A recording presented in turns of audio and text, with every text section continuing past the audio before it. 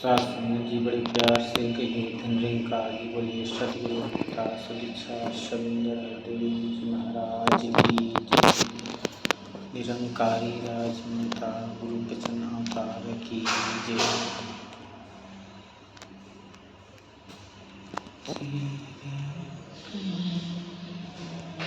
तेरे संग बीते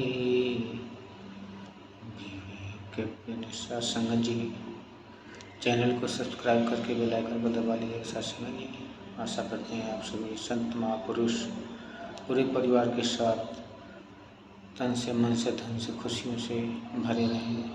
सतगुरु अपार खुशियाँ आपके झोले में डाले। सासंग जी यह नर का तन ब्रह्म नहीं है, ब्रह्म तो भीतर करे निवास। नाच नचाए भीतर रह के ओट में तन के करता वास। सत्संग जी यह शरीर के अंदर जो परमात्मा का स्वरूप है, यह ब्रह्म का स्वरूप है। यह तन ब्रह्म नहीं है, इसके अंदर ब्रह्म का स्वरूप आत्मा विराजमान है। जो कहते हैं कि ईश्वर अंश जीव अविनाशी, चेतन अमल सहज सुख राशि। इसको जानने के लिए मानव देह का जरूरी होना है। ये केवल मानव शरीर में ही संभव होता है, बाकी किसी योनियों में संभव नहीं है। कहते हैं कि नर तन पाए यतन कर ऐसा, जिससे एक करतार मिले, इससे उत्तम योनि पदार्थ फिर नहीं बारंबार मिले। रामायण में भी आता है कि बड़े भाग्य मानुष तन पावा, सुरपुरख सद्गुण धन गावा। साधन धाम मोक्ष के द्वारा, जो पावन परलोक संवारा। सत्संग जी जिसने भी अपना परमात्मा रिझाया, सतगुरु रिझाया, वो केवल और केवल इस मानव शरीर में ही पाया।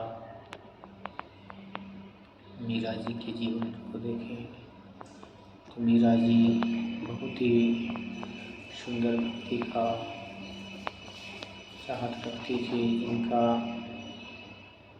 साकार रूप में श्री कृष्ण भगवान का मूर्ति का लेकर प्रेम इतना करती थी कि उनसे नहलाना खिलाना पिलाना सब कार्य करती थी।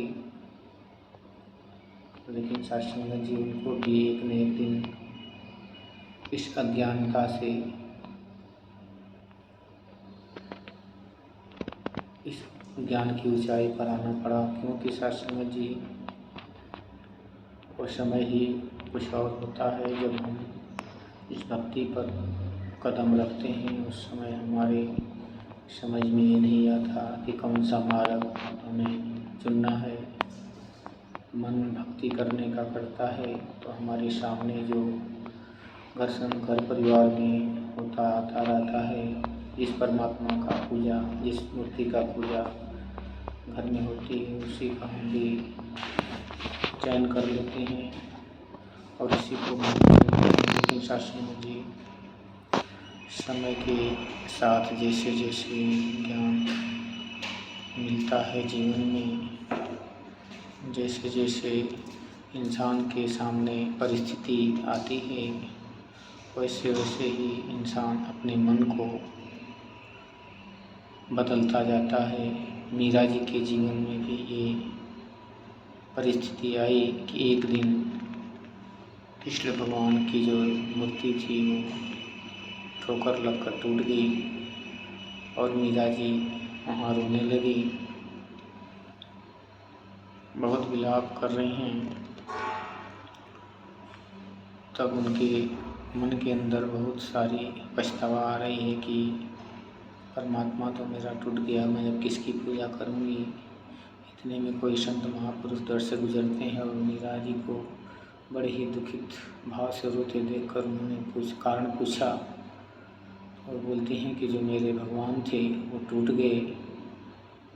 उन्होंने उनको चेतना धराया कि मीरा अगर तो भक्ति के मार्ग पर चल पड़ी है तो इस टूटने फूटने वाले परमात्मा को छोड़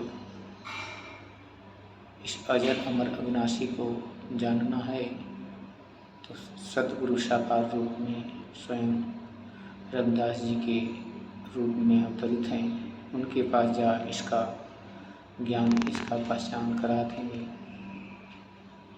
फिर मेरा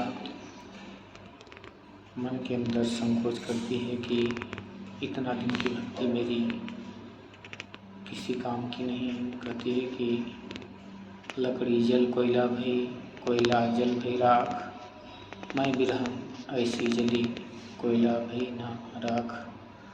सत्संग जी वो वहाँ से उठती है और सतगुरु रविदास जी के पास जाके निवेदन करती है, प्रार्थना करती है कि हमें इस परमपिता परमात्मा के लगता दर्शन करा दें।